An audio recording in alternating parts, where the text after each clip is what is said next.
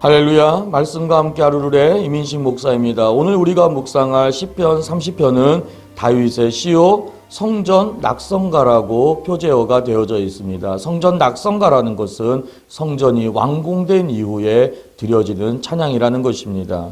다윗은 성전을 짓지 못했습니다. 그런데 어떤 시기에 성전을 지은 후에 불려지는 찬양이 되었는가를 우리는 생각해야 합니다. 여기서 성전의 중요한 의미가 본 시편에 등장하고 있습니다.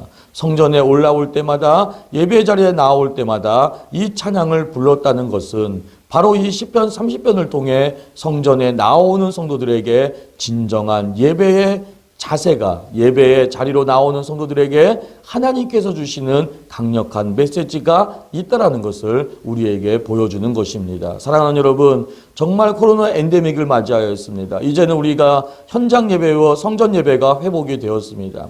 성전 예배에 나오는 여러분들에게 오늘 이 시편 30편이 진정한 예배자의 자세가, 아니 하나님께서 우리가 성전에 나아올 때, 하나님 앞에 예배함으로 나아올 때 하나님께서는 이 예배를 통해 우리를 어떻게 축복해 주시기를 원하시는지를 찾아가는 복된 시간 되시기를 바랍니다. 자, 그렇다면 시편 30편을 함께 묵상하겠습니다. 시편 30편. 여호와여, 내가 주를 높일 것은 주께서 나를 끌어내사 내 원수로 하여금 나로 말미암아 기뻐하지 못하게 하심이니이다. 여호와 내 하나님이여, 내가 주께 부르짖음에 나를 고치셨나이다. 여호와여, 주께서 내 영혼을 소울에서 끌어내어 나를 살리사 무덤으로 내려가지 아니하게 하셨나이다. 주의 성도들아, 여호와를 찬송하며 그의 거룩함을 기억하며 감사하라. 그의 노염은 잠깐이요 그의 은총은 평생이로다. 저녁에는 울음이 깃들일지라도 아침에는 기쁨이 오리로다. 내가 형통할 때에 말하기를 영원히 흔들리지 아니하리라 하였도다.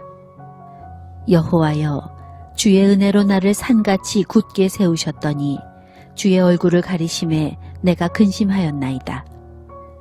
여호와여, 내가 주께 부르짖고 여호와께 간구하기를 내가 무덤에 내려갈 때에 나의 피가 무슨 유익이 있으리요. 진토가 어떻게 주를 찬송하며 주의 진리를 선포하리이까.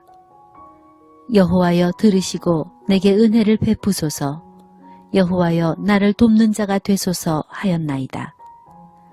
주께서 나의 슬픔이 변하여 내게 춤이 되게 하시고 나의 베옷을 벗기고 기쁨으로 띠띠우셨나이다. 이는 잠잠하지 아니하고 내 영광으로 주를 찬송하게 하심이니 여호와 나의 하나님이여, 내가 주께 영원히 감사하리이다. 시편 30편 1절은 이렇게 시작합니다. 여호와여, 내가 주를 높일 것은 주께서 나를 끌어내사 내 원수로 하여금 나로 말미암아 기뻐하지 못하게 하심이니이다. 여기에서 여호와여, 내가 주를 높일 것은 이라는 것이 바로 하나님을 예배한다라는 것입니다. 하나님을 예배하게 되면은 주께서 나를 끌어내사라고 되어져 있는데 이 끌어내사라는 단어가 달라입니다. 이것은 우물 깊은 곳에서 나를 끌어올려 주신다라는 것입니다. 우물 깊이 빠져서 도저히 빠져나올 수 없는 상황에서 누군가가 도움을 주지 아니하면 절대로 빠져나올 수 없는 그 상황 속에서 하나님께서 나를 도와주셔서 그 깊은 곳에서 나를 끌어올려 주시는 것, 이것이 바로 달라라는 것입니다.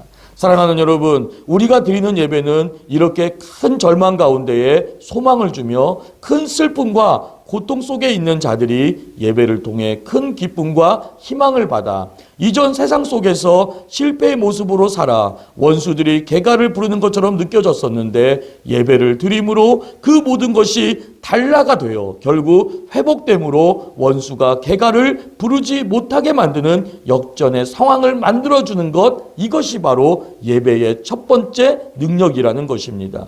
이 모든 것이 우리가 하나님을 예배할 때 받는 100% 은혜라는 것을 꼭 명심하십시오. 여호와께서 나를 달라 하시니 내가 원수들이 개가를 부리지 못할 정도의 그런 놀라운 힘을 공급받게 되어 그런 절망과 고통 속에서 하나님을 찾아와 예배했더니 하나님을 나를 끌어올려 주시더라는 것입니다.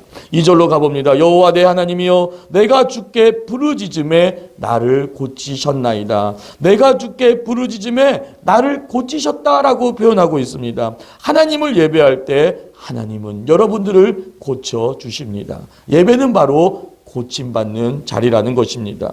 여러분들의 슬픔이 바뀌고 여러분들이 고통이 바뀌고 여러분들의 억눌림이 풀어지며 무엇보다 여러분들의 질병이 떠나가는 역사가 예배의 자리라는 것을 명심하십시오. 사랑하는 여러분, 현장으로 오시기를 바랍니다. 하나님을 찾아오시기를 바랍니다. 하나님을 예배할 때 하나님은 여러분들이 이런 절망 속에서 여러분들을 높여주실 것이고 단라해 주실 것이고 또한 여러분들의 모든 엎그러지고 상하고 찢겨있는 여러분들의 심령을 하나님이 고쳐 주실 것입니다. 3절로 가봅니다. 여호와여 주께서 내 영혼을 수월에서 끌어내어 나를 살리사 무덤으로 내려가지 아니하게 하셨나이다. 내 영혼을 수월에서 끌어내어 나를 살리사 무덤으로 내려가지 아니하게 하는 것, 이것이 또한 예배라는 것입니다. 예배는 내 영혼을 수월에서 끌어냅니다. 내 영혼을 살립니다. 무덤으로 내려가지 않도록 만들어 준다라는 것입니다. 그렇기 때문에 오늘 예배를 드리고 당장 죽겠다라고 한 사람이 오늘 예배를 드리며 오히려 그 절망이 바뀌어 소망으로 바뀌고 다시 사는 역사가 일어나는 것입니다. 사랑하는 여러분, 여러분들이 드리는 이 예배를 통하여 하나님께서 여러분들을 이렇게 치료하고 고치시며 여러분들을 높여주심을 믿기를 바랍니다. 우리 5절로 가봅니다. 그의 노염은 잠깐이요 그의 은총은 평생이로다. 저녁에는 울음이 깃들일지라도 아침에는 기쁨이 오리로다.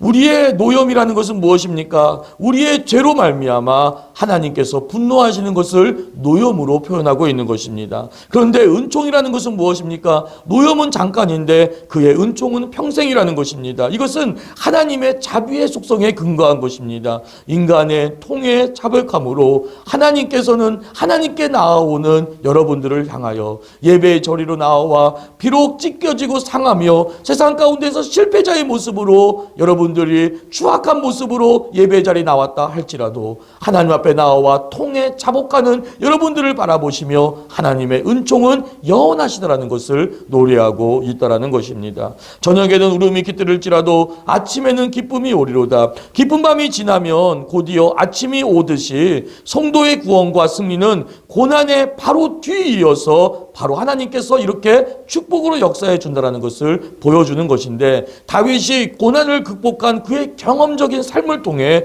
고백하는 신앙 고백이며 감사의 찬양을 노래하는 것입니다.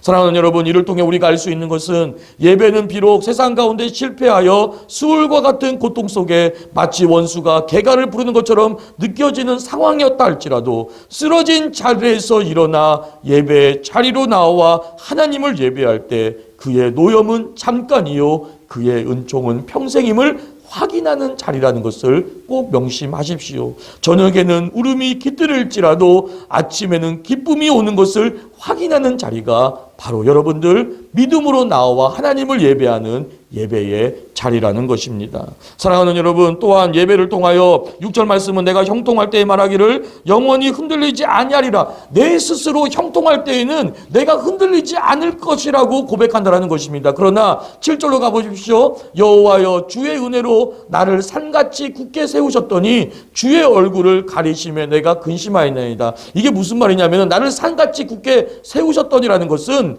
이 산은 시온산을 의미합니다. 시온산은 천혜의 요새지로 둘러싸여 있는 요새 중에 요새였고 난공불락의 성이었습니다. 다윗은 하나님의 100% 은혜로 여부스 족속을 물리치고 이 성을 빼앗아 다윗성이라 명명합니다. 사무엘하 5장 7절에 얘기하고 있죠. 견고한 성벽을 건설하고 대국의 기초를 세우게 됩니다. 그런데 놀라운 것은 이렇게 나라가 견고하여지자 하나님의 은혜를 잊어버리고 이 모든 것이 자신의 노력과 힘으로 이루어졌다라고 착각하게 된 것입니다. 우리도 마찬가지입니다. 정말 선줄로 생각하면 넘어질까 조심해야 되는 게 우리의 신앙이라는 것을 꼭 명심하십시오. 사랑하는 여러분, 평탄하고 순적하며 잘됨이 여러분들에게 유지되고 있습니까? 오히려 그때에 하나님을 찾고 두려워해야 될 줄로 믿습니다.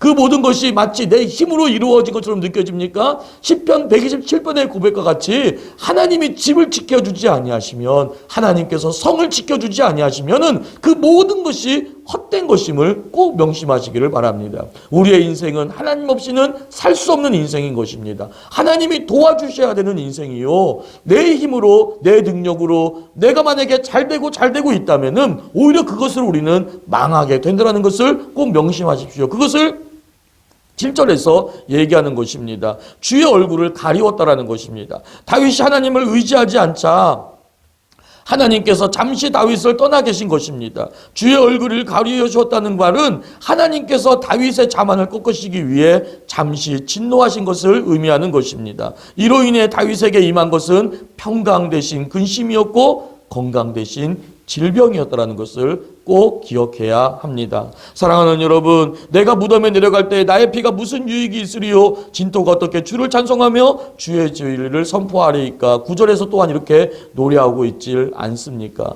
하나님이 침묵하고 있는 것에 대해 다윗이 이렇게 고통하고 있는 것입니다. 그런데 10절로 가보십시오. 여호와여 들으시고 내게 은혜를 베푸소서. 여호와여 나를 돕는 자가 되소서 하였나이다. 11절입니다. 주께서 나의 슬픔이 변하여 내게 춤이 되게 하시며 나의 베옷을 벗기고 기쁨으로 띄우셨나이다. 예배의 완성입니다. 사랑하는 여러분, 그렇습니다. 예배는 우리가 100% 하나님의 은혜의 힘을 힘입어 보혈의 피를 힘입어 성수로 담대히 나아가는 것입니다. 100% 하나님의 은혜의 선물이요, 은혜의 결과물이라는 것입니다. 우리가 하나님 앞에 담대히 예배할 수 있는 것은 보혈의 피의 옷을 입었기 때문임을 꼭 명심하시길 바랍니다. 여러분들이 정말로 잘나서가 아닙니다. 여러분들이 일상의 삶에서 여러분들이 정말로 어떻게 보면 의인답게 살아서가 절대 아닙니다. 사랑하는 여러분, 우리는 다 죄인이요, 우리는 실패자요, 추악한 몰골의 형상자들이지만 주님의 보혈의 피를 힘입어 우리가 성수로 들어간다는 것을 꼭 명심하시기를 바랍니다.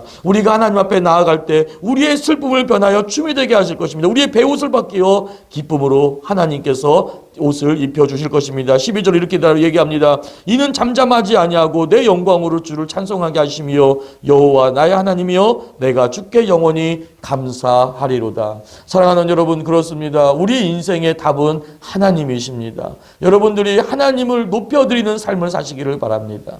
하나님만이 나의 삶의 전부요, 나의 인생의 예배의 시작과 마무리라는 것을 꼭 명심하시기를 바랍니다. 오늘 하루도 이렇게 하나님을 예배하는, 그리고 우리의 예배가 이렇게 하나님 앞에 귀하고 존귀하다는 것을 명심하시고 오늘도 현장의 자리에서, 그리고 앞으로도 정말 모든 공예배에 승리하시고 성공하시는 저와 여러분들 되시기를 축복합니다. 기도합니다. 전능하신 하나님, 우리의 예배를 받아 주옵소서. 진토 중에서도 우리를 높여주시며 우리를 살려주신 하나님을 만나게 하여 주옵소서. 우리를 달라하시는 하나님을 만나게 하여 주옵소서. 정말 나의 힘으로 하나님 앞에 정말로 어떻게 보면은 고통 속에서 아버지 하나님 빠져나올 수 없는 그런 상황 속에서 하나님께서 나를 건져주시며 나의 슬픔을 바꾸어 하나님의 놀라운 축복과 기쁨으로 바꾸어 주시는 하나님을 예배하는 그 자리, 나를 치료하시며 나를 고치시며 나를 싸매시며 나에게 힘과 능력을 부어주시는 그 예배의 자리, 하나님 그 예배의 자리에서 오늘도 승리한 하루 살는 저희들 되게 하여 주시옵소서. 오늘 나의 삶이 예배의 시작이요 나의 순종이 예배의 끝이 되게 하여 주시옵소서. 하나님을 온전히 예배하는 예배의 자리에서 반드시 우리를 지키시며 복주신 하나님을 만나게 하여 주옵소서. 감사를 드리며 예수님 이름으로 축복하고 기도드리옵나이다. 아멘.